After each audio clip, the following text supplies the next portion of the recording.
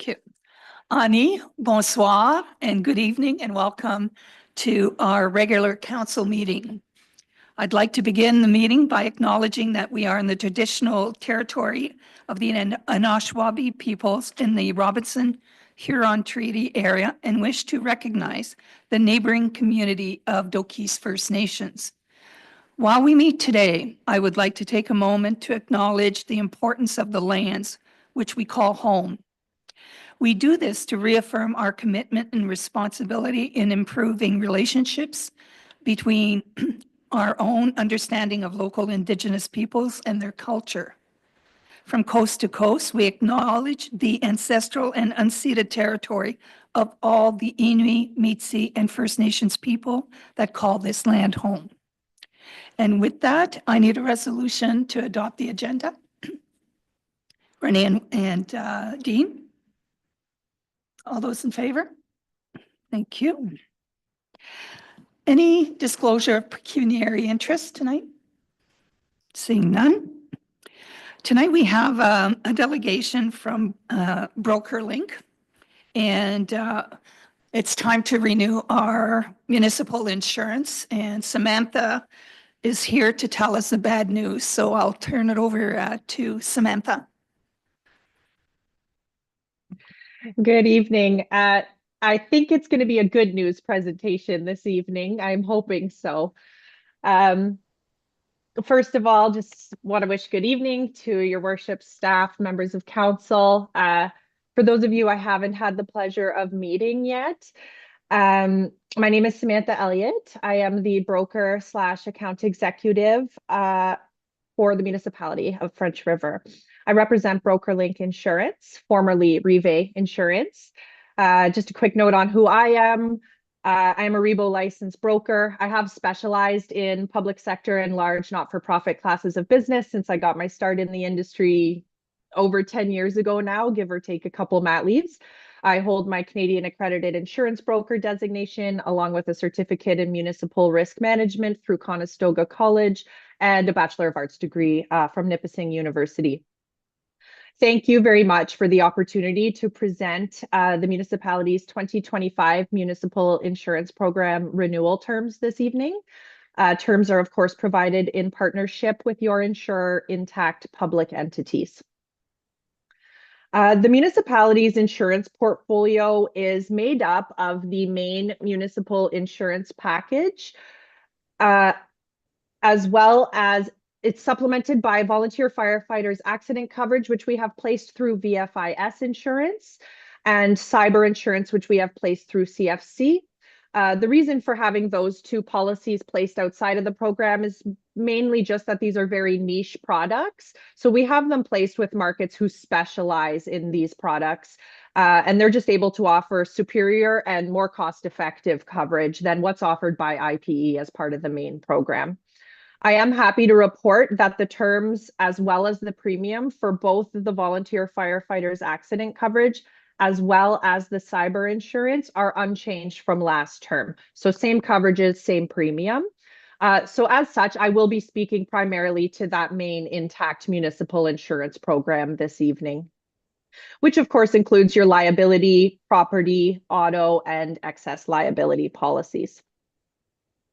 The 2025 Municipal Insurance Program has been offered at a total annual premium of $266,334. Now, this represents a total increase of $10,106 or 4% from the prior term. We are beginning to see positive signs of stabilization in the marketplace following this period of hard market conditions that we have been navigating since 2019, which was undoubtedly made worse by the pandemic. And I do believe that this softening in the marketplace has really been reflected in your renewal offer this term. I don't know if you've all had an opportunity to review the renewal report provided, but if you do get a chance to look at it, page 17 of your renewal report provides a really nice document, which we call the cost analysis. And that document will break down your total premium increase by each individual line of coverage. So if you review this document, you will note that a majority of the increase this term has been generated under the property portion of the policy. This is really standard for municipal renewals this year. I'm sure you are all well aware that construction rebuild costs are at an all-time high. So what we're seeing is insurers are applying inflationary factor higher than what we've seen in the past, just to ensure that we're still insured to value. So your property premium was subject to a 5% carrier mandated minimum rate increase on top of the 5% inflationary factor on all building values. The total property premium increase is 4,754. So 4,700 and change of the total 10,106 is allocated to that property premium alone. The next largest portion of that total overall increase fell under the owned auto portion of the program. Again, this is largely a result of those minimum carrier mandated rate increases, which was 5% again on the owned auto. It should also be noted, however, that we did add the 2024 Freightliner to the vehicle schedule, which has driven that premium upwards a bit as well. And there was a 2017 Eager Beaver trailer added to the vehicle schedule this term as well. The balance of that increase for a total of $2,122 falls under the liability portion of the program. And although, as I mentioned, we are seeing very promising signs of stabilization in the marketplace, municipal insurers continue to face liability challenges. I'm sure we are all aware of that long tail nature of liability claims, the issues surrounding joint and several. We're seeing legal expense costs increasing, future care costs are increasing. There's an upward trend in that total damage award settlement. And really, we're just facing a changing legal landscape that sees a lot more class action suits and litigation in general. So these are all factors that are continuing to impact municipal liability premiums. With that being said, that 4% total increase is very much in line with the industry average that we're seeing this term for municipal renewals. And I think I'll take the liberty to say it's a welcome change from the days of 15, 20, even 30% increases that we were seeing during the beginning of that hard market for municipal accounts. I mentioned the VFIS policy and the CFC policy were unchanged from last term. So the total premium attached to our volunteer firefighters accident coverage is $2,138 annual. Our cyber insurance has been renewed, again, no change from last term, with a total annual premium of $5,005. So if we combine the CFC, VFIS, and municipal insurance program through IPE, the total annual premium for your whole insurance portfolio this term is $273,477 pre-tax. This puts our increase for the entire portfolio at 3.8% from prior term. I do always like to take the opportunity at renewal time to remind policyholders that IPE offers you more than just your insurance policy. IPE is a leading MGA. They specialize in public entities and they provide municipalities with a complete insurance program. So not only do they have a vested interest in helping you reduce that total cost of risk, they're also going to provide you with best-in-class value-added services that are going to help you improve your overall performance when it comes to your claims experience. IPE is the leader in specialized risk management for municipalities. And they're going to help you develop a solid plan to minimize your exposure before those incidents occur and we're reporting a claim. IPE has a wonderful risk management team. It's comprised of analysts, inspectors, engineers, and their expertise is available to you to help you mitigate your risk. So they will do things like they provide education, road reviews, fleet reviews. They offer contract analysis and property inspections. They will even develop and provide customized education sessions on specific risk issues for your municipality. So these can be tied to a claims review, maybe a documentation review, policy and procedure review, or any risk issue really facing your municipality. Sessions will be developed and delivered by specialists in the field. They are recorded and then made available to you, so your managers can use them at any time to train new staff or as a refresher for existing staff. I always feel that these services are not used enough just because they're provided complimentary as part of the premiums you're already paying.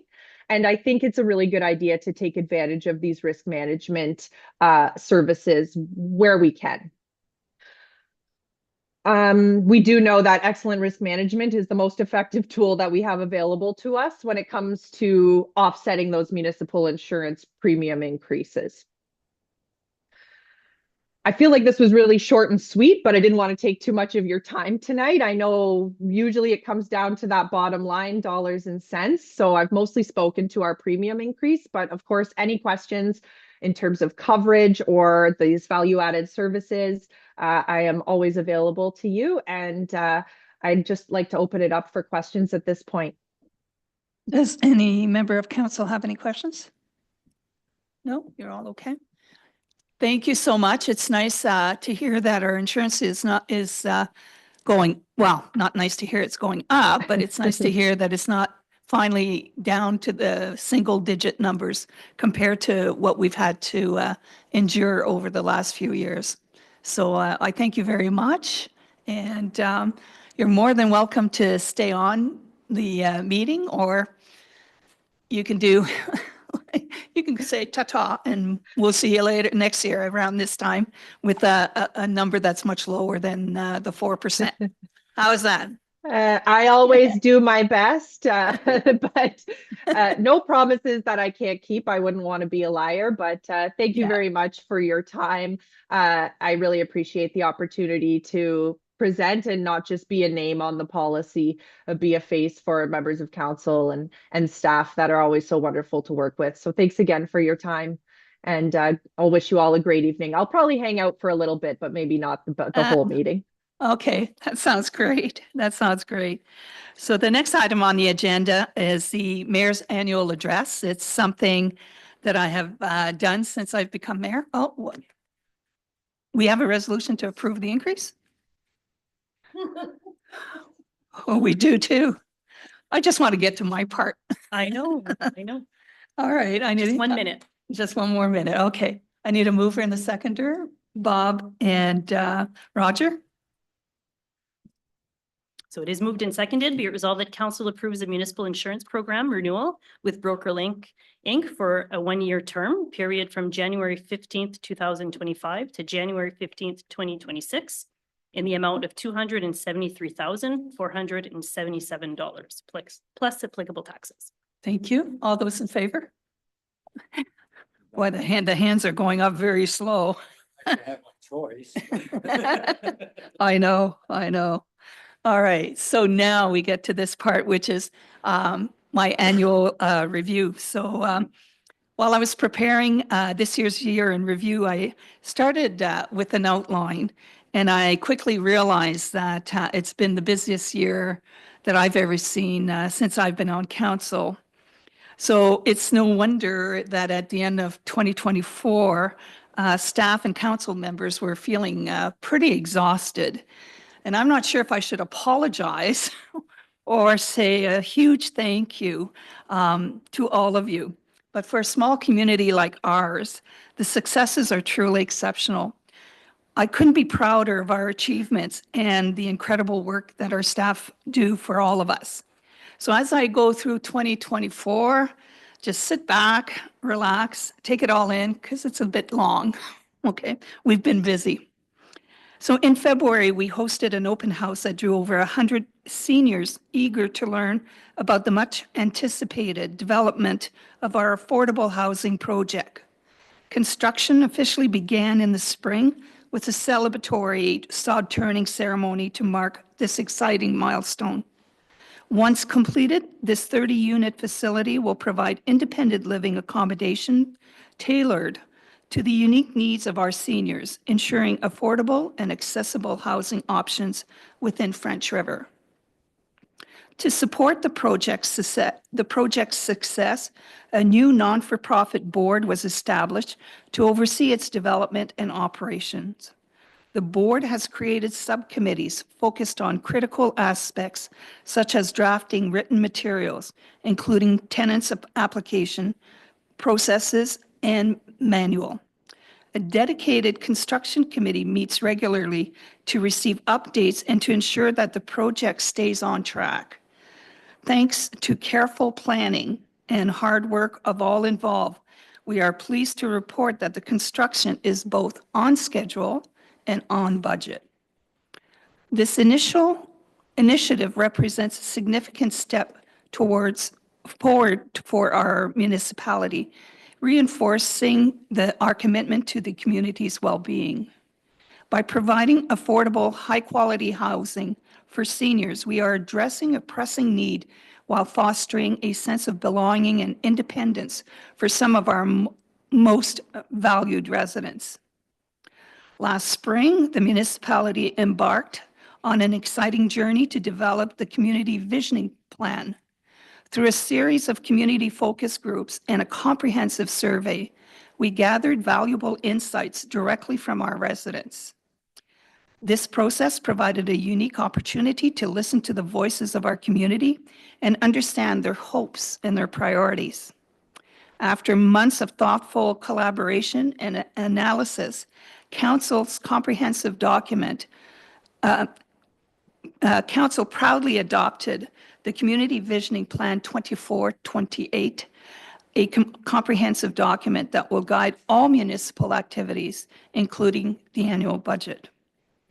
The Visioning Plan is anchored by 4 strategic priorities: community engagement and safety, community well-being, growth and development and infrastructure, and climate and environmental impacts. These priorities serve as our compass, ensuring that every decision we make align with the long-term goals of our municipality. At the heart of our process are our mission and vision statements, prominently displayed right here in the council chambers, and it serves as a constant reminder for us to use the vision and the mission for everything that we do in French River. And this will assure a more resilient future for us. It's hard to believe that almost 2 years ago, our Noëlville OPP detachment was set to close its doors. However, through community activism and council's steadfast determination, our detachment remains open and operational, continuing to serve the safety and security needs of our community. To ensure its operation, last June, the municipality submitted a proposal to Infrastructure Ontario to construct a new police station in Noëlville. While we await formal approval, we are encouraged by the positive indications and remain optimistic about the project's progression and success. This new facility would represent a significant investment in public safety, ensuring that our law enforcement has the resources and space needed to effectively serve our residents and those in Sudbury East.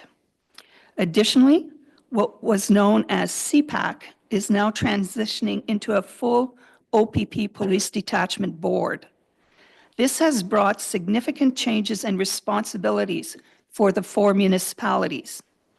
The new OPP Police Board is now comprised of the Sudbury East mayors, 2 members of the public, a government appointee, and a coordinator. Our coordinator, who happens to be Carly, has been instrumental in navigating the complexities of this process, and her expertise has been invaluable.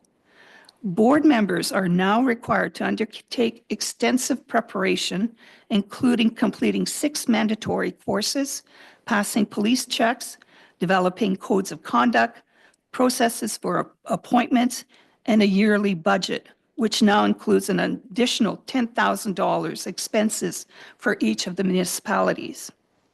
This shift from an informal committee to a police board represents a new era of local oversight and accountability, demonstrating our commitment to maintaining a high standard of policing for French River and the surrounding areas.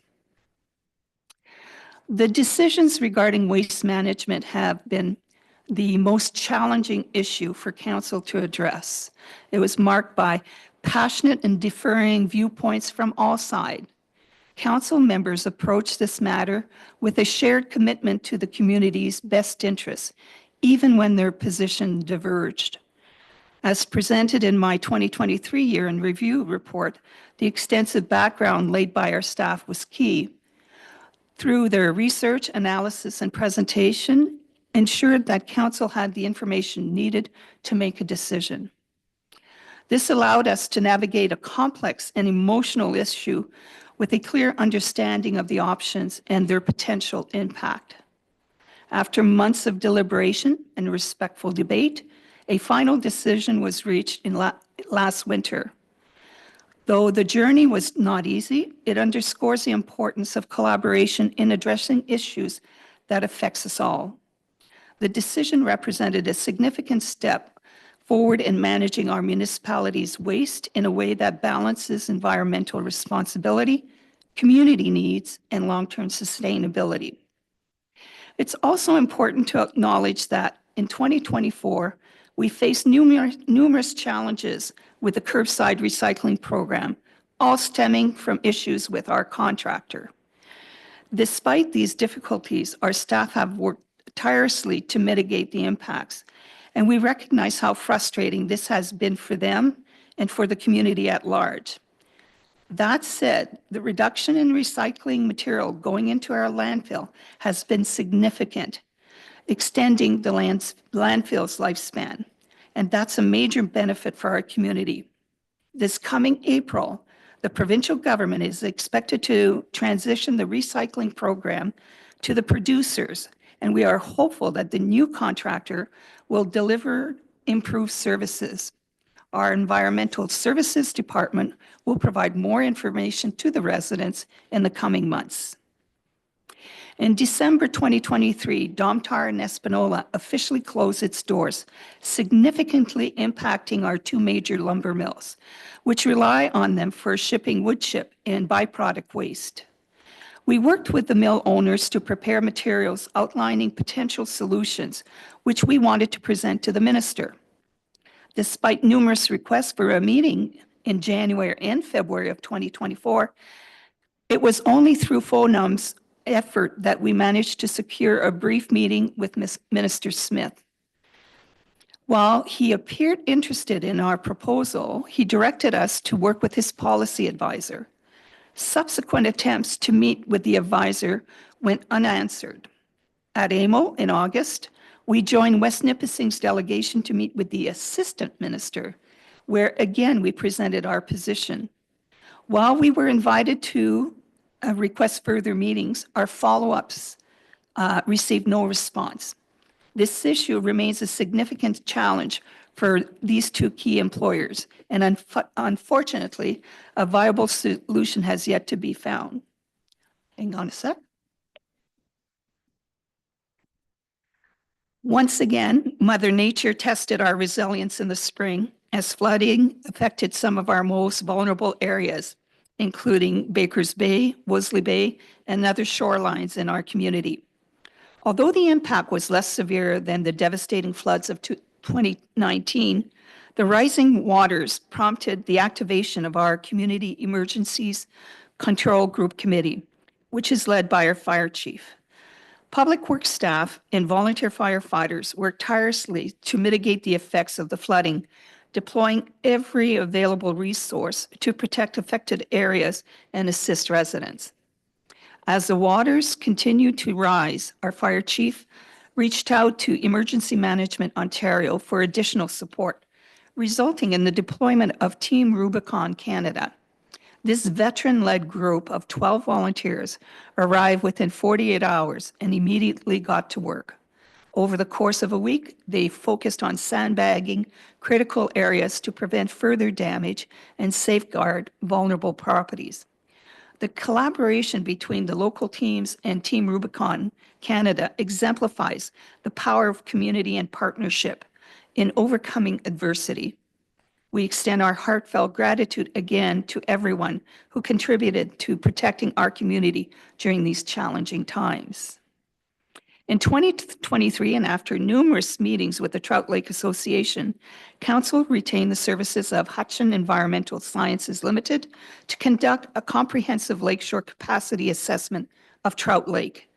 This study included an analysis of dissolved oxygen levels and an evaluation of the lake's recreational capacity. In February 2024, the report was presented to Council, outlining several key recommendations. These including adopting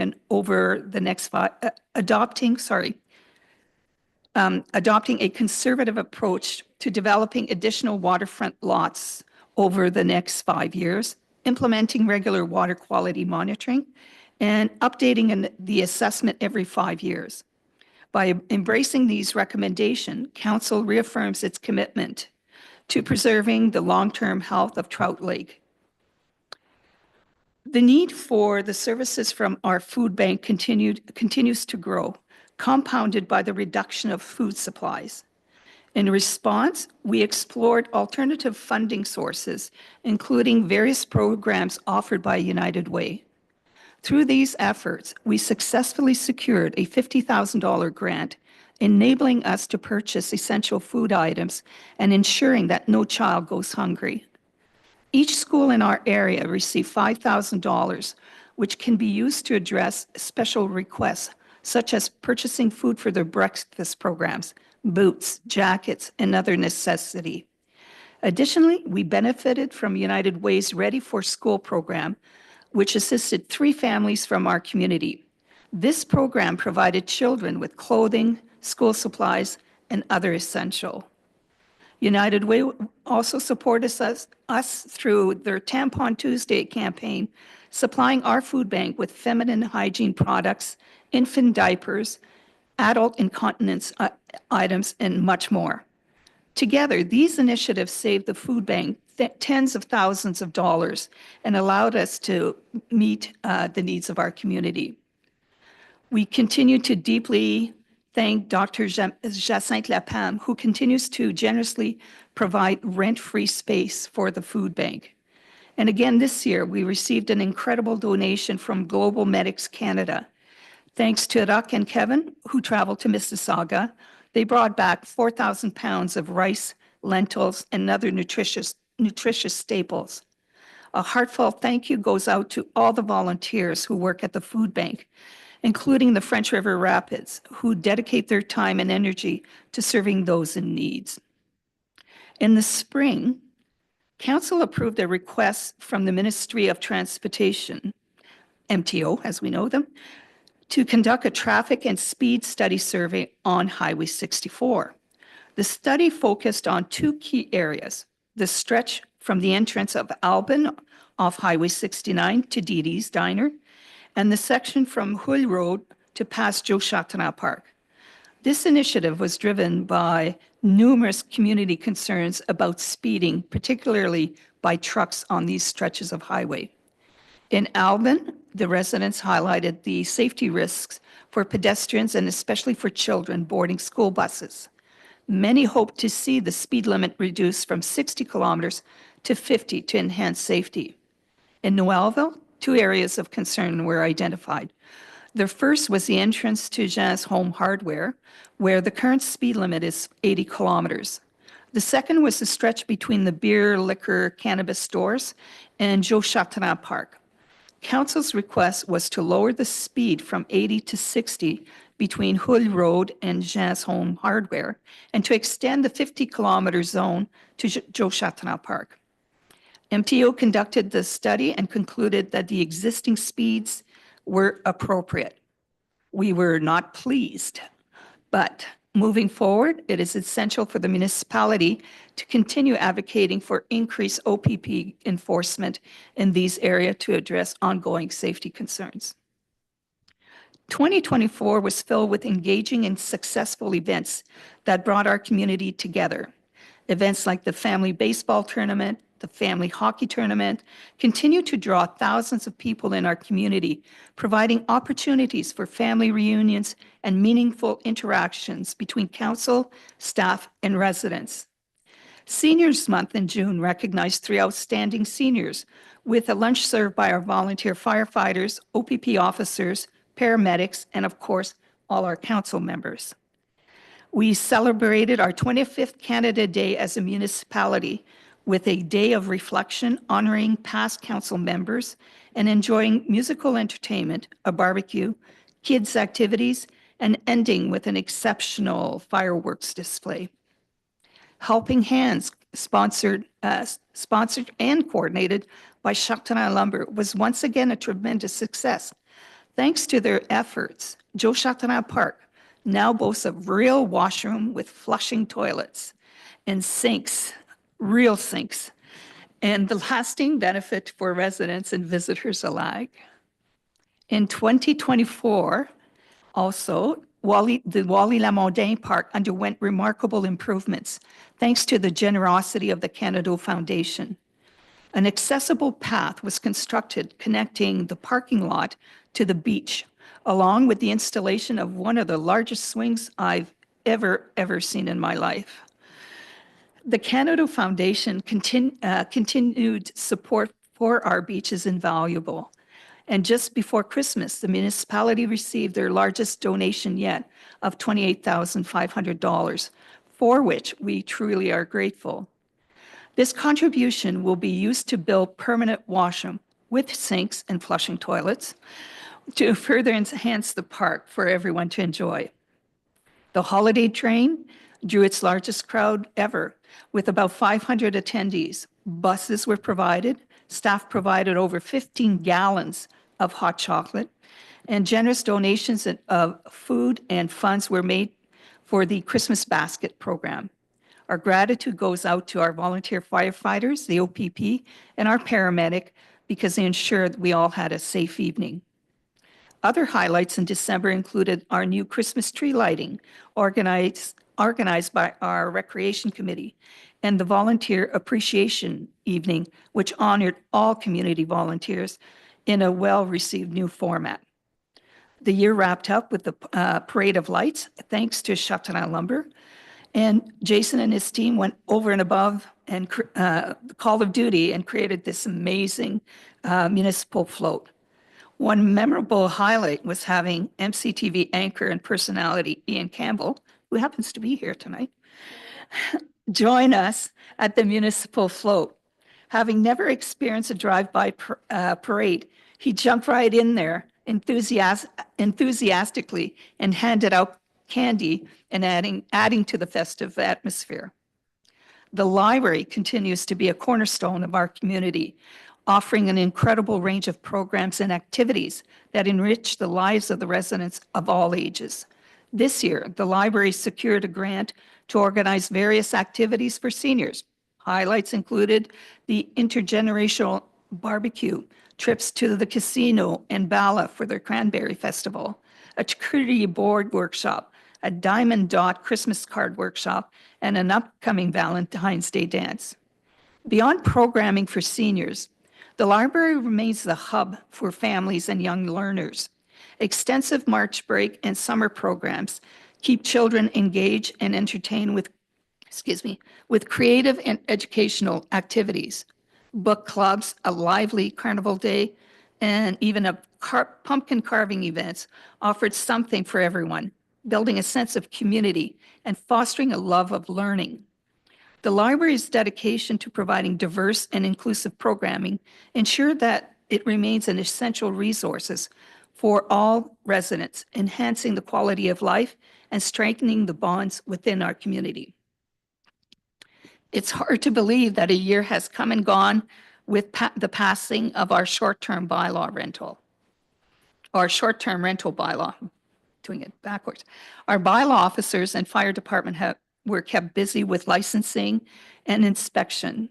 The good news is that many of the rentals have had their septic system upgraded and made renovations to their homes so they comply with our building bylaw. It's been difficult and I'm sure frustrating for our officers as there are some rentals that refuse to conform to the regulations, and our officers are often called upon to deal with them. The municipality allows up to 50 licensed short-term rentals, and to date, 16 have been approved, 6 are in the process of being approved, and many have shut down their doors. Though it's a slow process, the bylaw is working.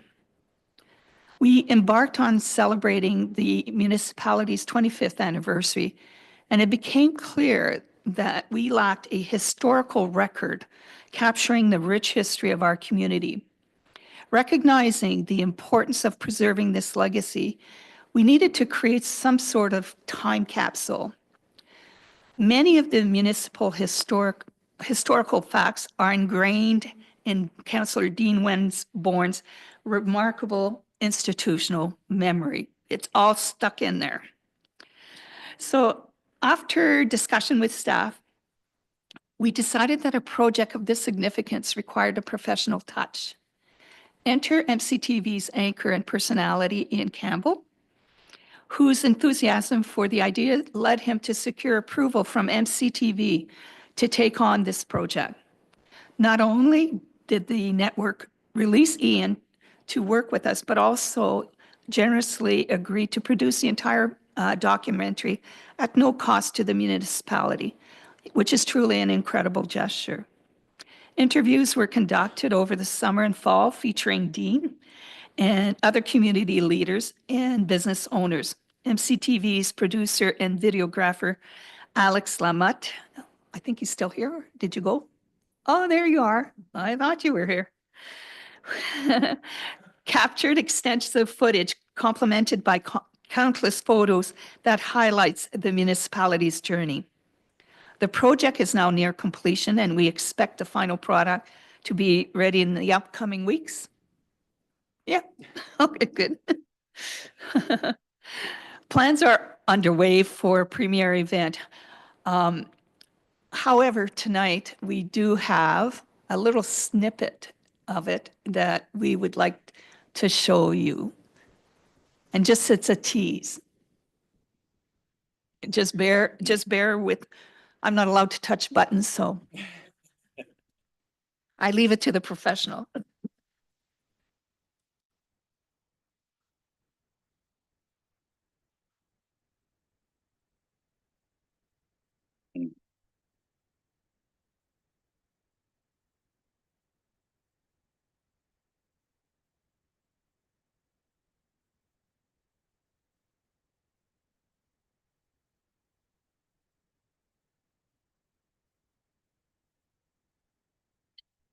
You okay?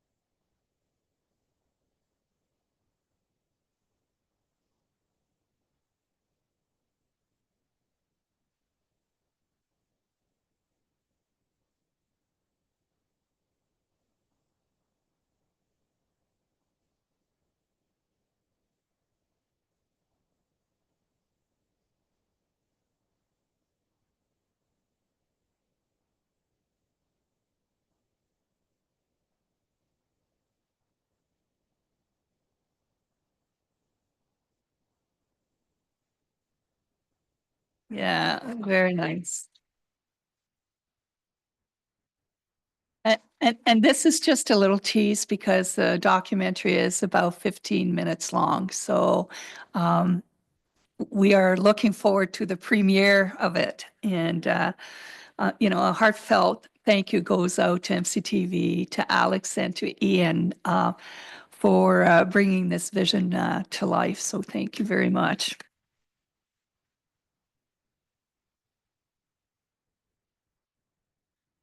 It's also with great pride that I highlight the exceptional recognition of our, again, very own Dean Wenborn, who was honored this year by the Ontario Ministry of Natural Resources, Public Service and Procurement Canada, and the Sturgeon Nipissing French River Watershed Committee for an extraordinary 60 years of service in water management. Over the decade, Dean has been the driving force in fostering a deeper understanding of the complexity and impact of water management. His unwavering dedication and tireless contributions have not only shaped the committee's work, but also has strengthened our community, making it more resilient and informed. Dean's legacy is one of a remarkable service, steadfast commitment, and an enduring passion for the Sturgeon Nipissing French River watershed, a legacy that will inspire generations to come. So thank you, Dean, again, and congratulations.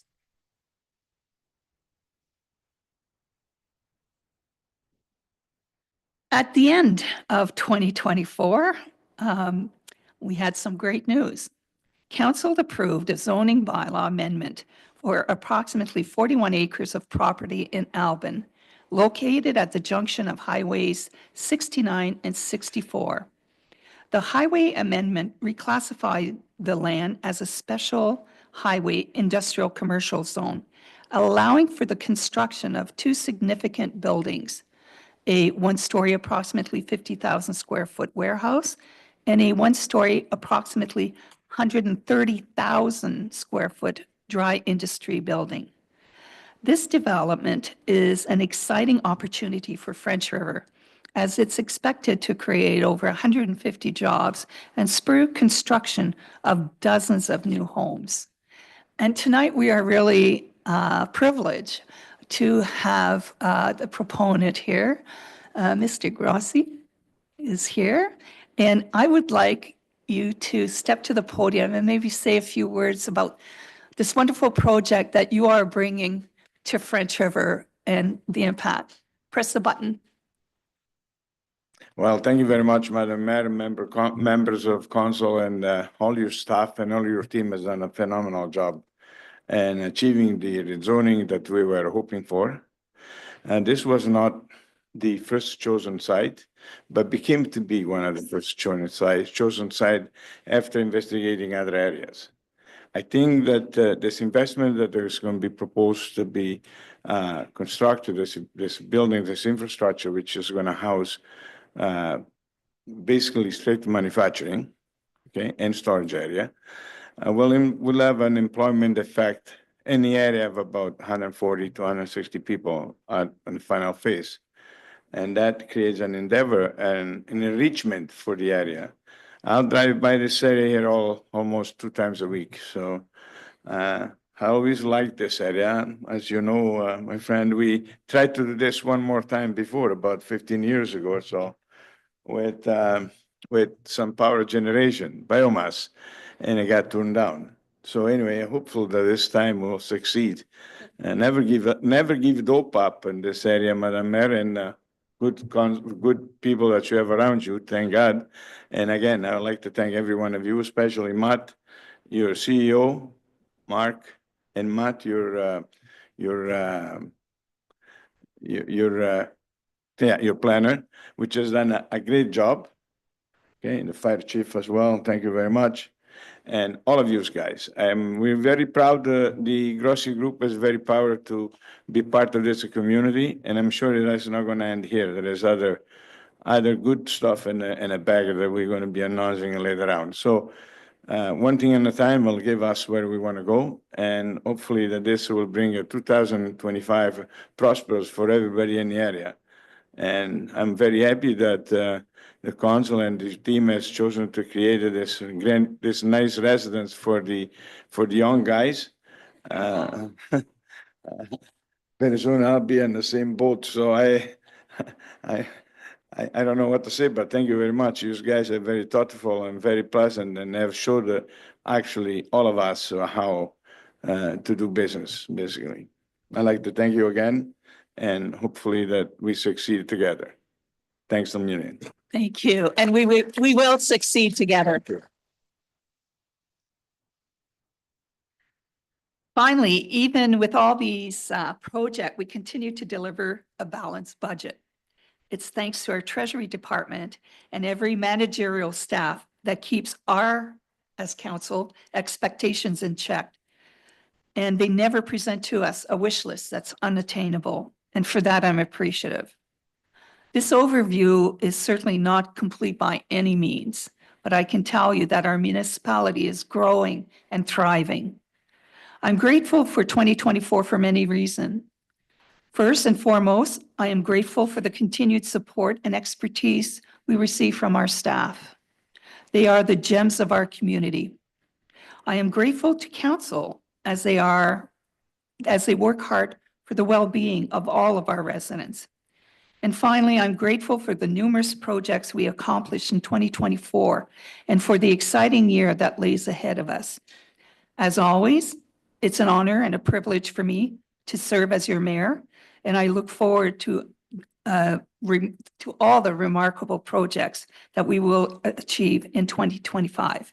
Miigwech, merci, thank you.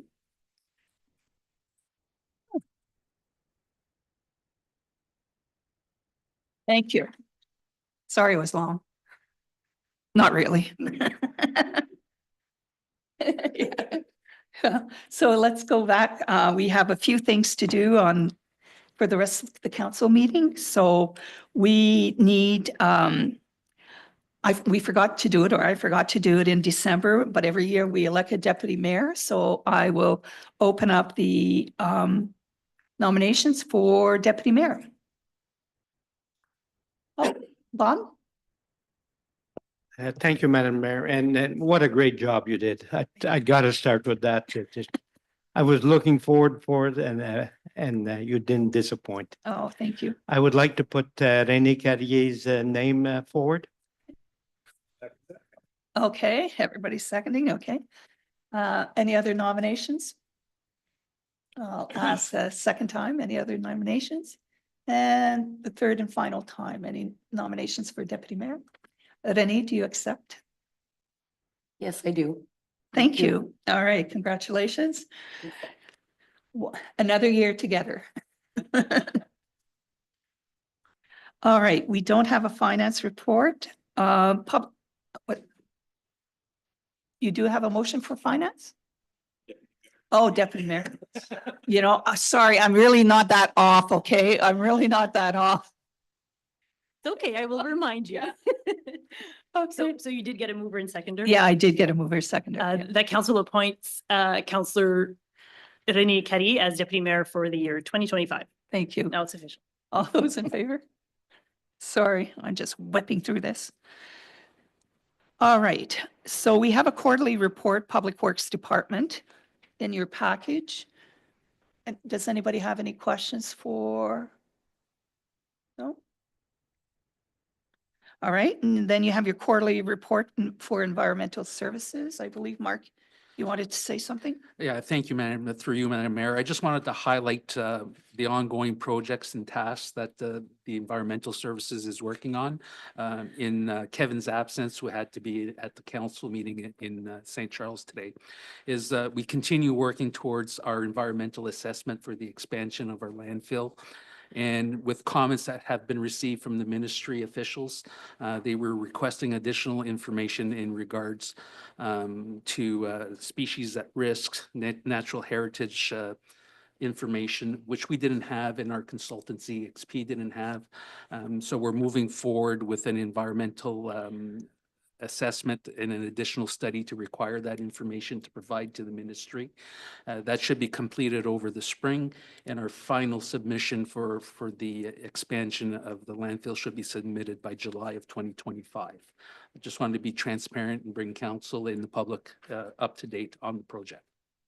Thank you. Any other comments for the environmental? Oh, sorry. Yes, go ahead. I would just like to point out for the public that our recycling tonnage has doubled from 2023 from 60 some tons to 120 tons of recycling. That's 120 tons of material that did not go into our landfill site. That was. That's great. We'll move on to 6.3.3. You have your quarterly report for the operational fleet services. Does anybody have any questions? No? You have under 6.4, the quarterly report for the Parks Recreation.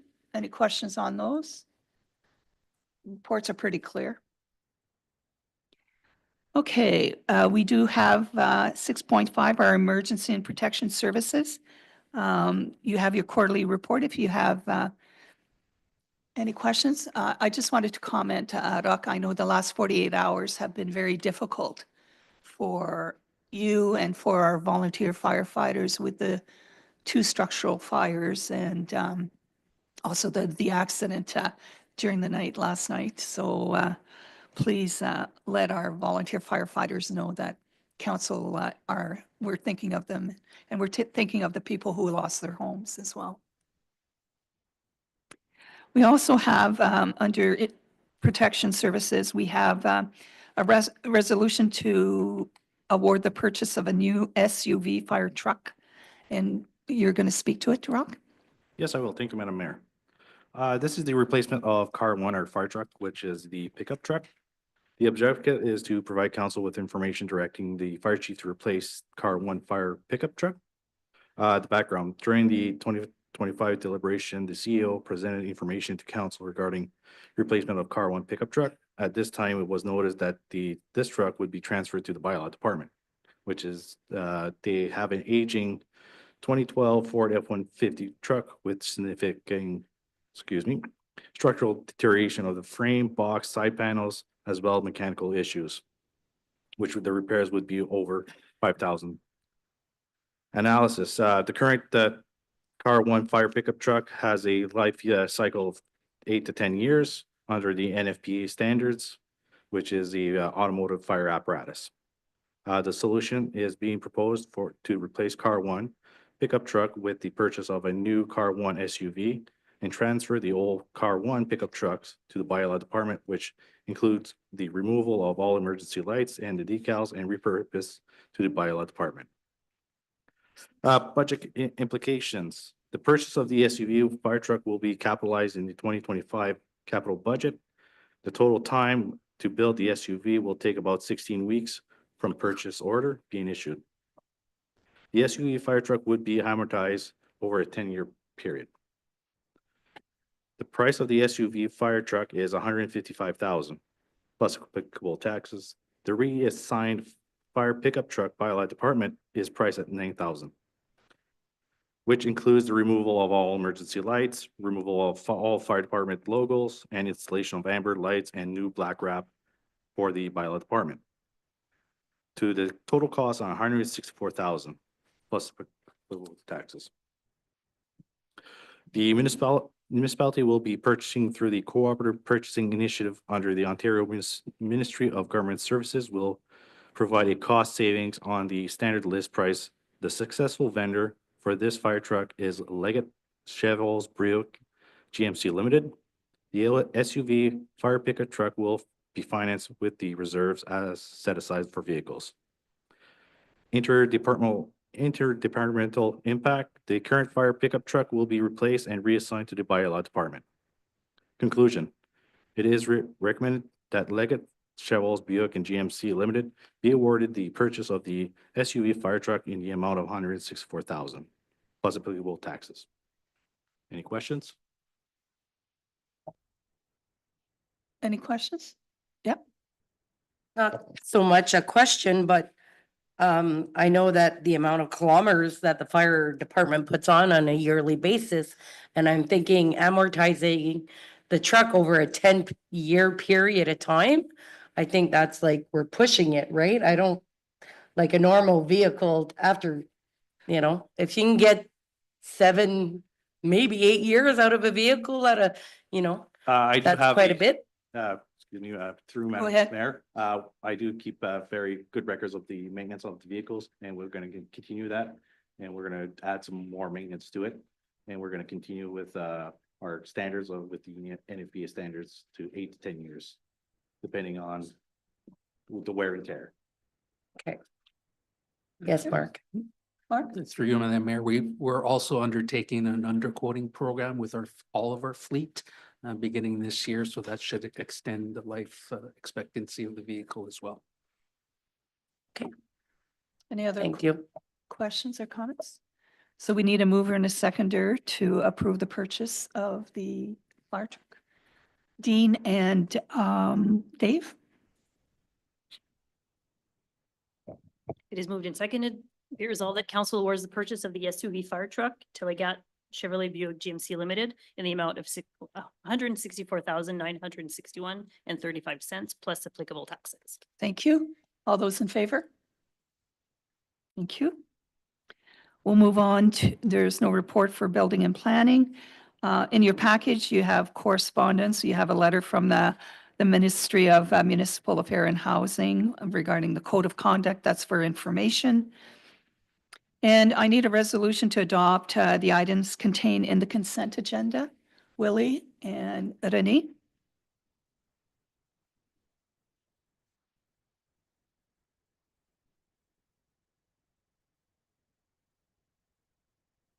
Thank you. All those in favor?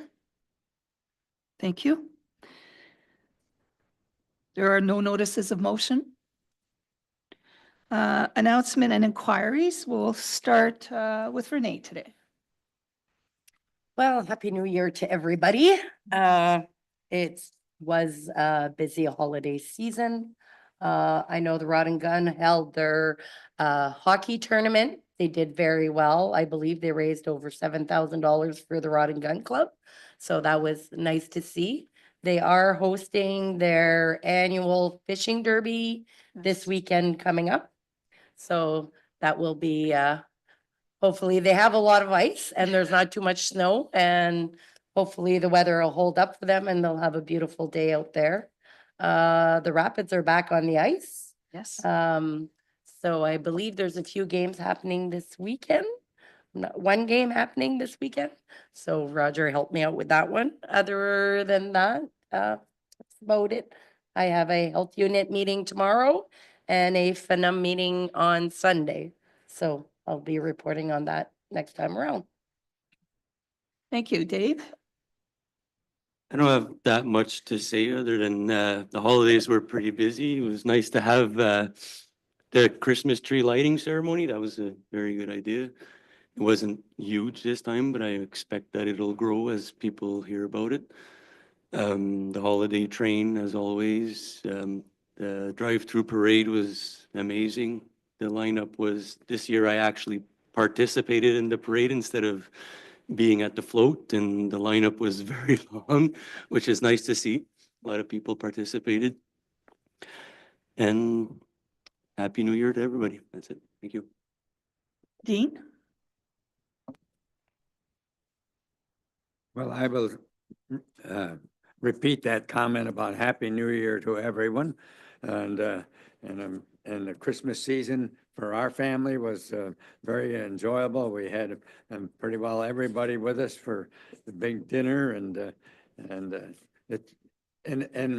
I guess it has a bit of a slant on how long I've been around, but we've got 5 great grandchildren now. So when they're all there for dinner, it really makes for an interesting time. I've got a more an even more interesting comment to make. We have at home every morning, 2 turkeys come to the door. 2 wild turkeys come to the door. I throw out some sunflower seeds for them and they pick it all up and they're gone. Now Erla wants to feed them more often. I said, once a day is enough. And they're coming once a day, those turkeys. It's a darndest thing to see.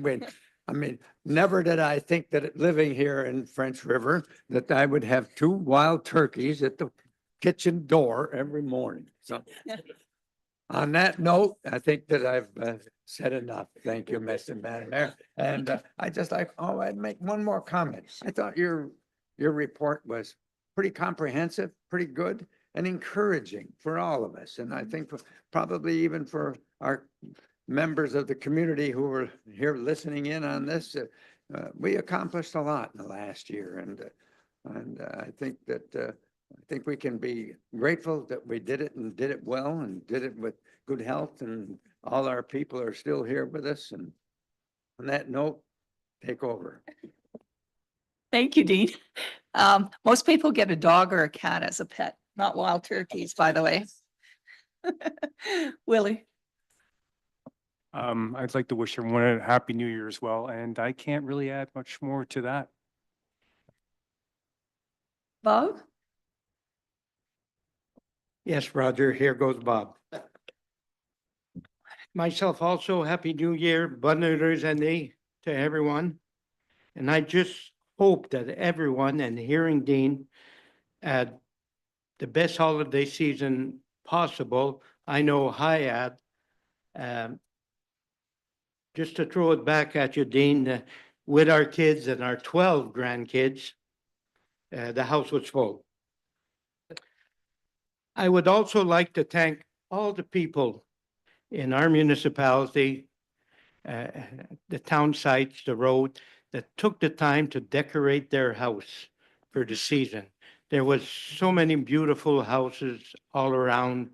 I made a point of driving around, and thank you to all those people. I have to mention Amy, Chatran Lumber, for putting on the parade. They went over and beyond. There was 18 floats. We gave out 248 gifts to kids. And I got a chance to see all the people, and there was more adults than kids. So I would say 550 to 600 people drove through our parade. And I need glasses. Just a quick report on our seniors complex. I had the chance to do a walkabout, a tour yesterday. It's even, and this comment is for Nicole, they're even more advanced than they were when we went a month ago, very much so. The electrical was approved yesterday in Block A and B. I'm not sure about C. So they'll be starting to close in the walls with the drywall. They're connecting the source heating. They were doing the ductwork. All the bathtubs and showers are installed except the 8 units, 8 barrier-free units. They're not in. They're just waiting for them. It won't be installing bathtubs. It's all Not shower. bathtub, but the walk-in. Yeah, the walk-in itself. showers, yeah. And as you mentioned, they're still ahead of schedule. Our last financial that we received, they're on budget, which these days is unheard of. So we're doing great there. The outdoor finishing is 90% done. Siding, imitation rock. They'll finish it in the spring. They just ran out of material. Our next board meeting is next Wednesday on the 22nd, where we will be finalizing the application forms, coming in with a dollar rent figure that will be able to start advertising, and very, very soon after this meeting that we approve the application, it will start to roll out to our lists of people. Also, Mr. Gagnon informs me that les démarches ont été prises. Steps have been taken to transfer our board to a nonprofit board. And the lawyer doing this for us has requested meeting our board next week. Tomorrow night, the Environmental Committee, we are meeting. Our main focus is to start planning Earth Day, which is coming very soon, April 22nd. And we will be planning and preparing this and start getting our feet on the ground. And once again, Madam Mayor, it is such a pleasure to listen to you speak. And I will shut up. Thank you very much.